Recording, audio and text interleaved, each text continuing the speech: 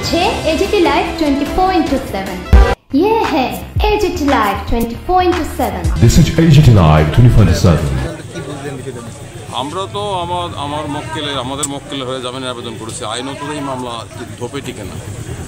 আইনত আমরা আদালতের উপর বিশ্বাস করি, ভরসা করি। আদালত সমস্ত চাপের ঊর্ধ্বে থেকে ন্যায় বিচার দেবেন, সিদ্ধান্ত দেবেন। এই মামলা তো ধোপে টিকে না। এই মামলা কেন করা হচ্ছে সবাই জানেন। কে শ্লীল কে অশ্লীল এটা তো পুলিশ বিচার করবে না, এটার জন্য করা হয়নি। সারা রাজ্যেই অশ্লীলতার তাণ্ডব চলছে।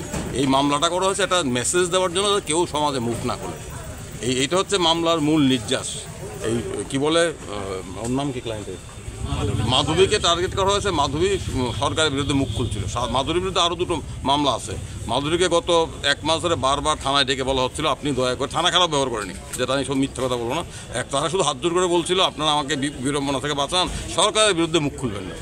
এখন পুলিশকে দিয়ে আর সরকারের বিরুদ্ধে মুখ খোলানো বন্ধ রাখা যাবে? একজন মাধবীকে জেলে পাঠিয়েছে, আরও মাধবী মুখ খুলবে। আর অশ্লীলতা এগুলো নিয়ে, এগুলো তো মূল বিষয় না। মূল বিষয় হচ্ছে মুখ বন্ধ করা।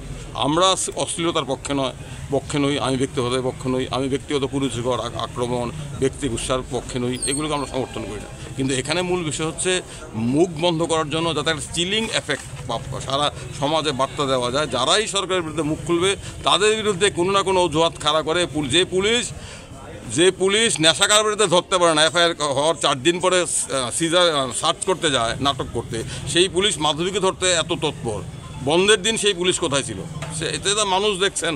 আমরা আদালতের কাছে বলেছি কোনো ধারাই টেকে না, কোনো ধারাই আটকও বেআইনি, গ্রেপ্তারও বেআইনি। কারণ মাধবীকে তার বিরুদ্ধে মূল অভিযোগ সেটা ground of arrest, reason of অ্যারেস্টে জানানো হয়নি। তা আমরা আদালতের উপর ভরসা রাখছি। আদালত ধৈর্য সহকারে আমাদের বক্তব্য শুনছেন। সরকার, প্রশাসন, সব বাইরের চাপ, সমস্ত চাপের ঊর্ধ্বে আদালতের প্রতি আমাদের আস্থা আছে। আমরা আশা করি মাধবী মুক্তি পাবে, কোনো মামলাই ধোপে টিকবে না। আর আমি যেটা বলতে চাই, এইভাবে মুখ বন্ধ করা যায় না।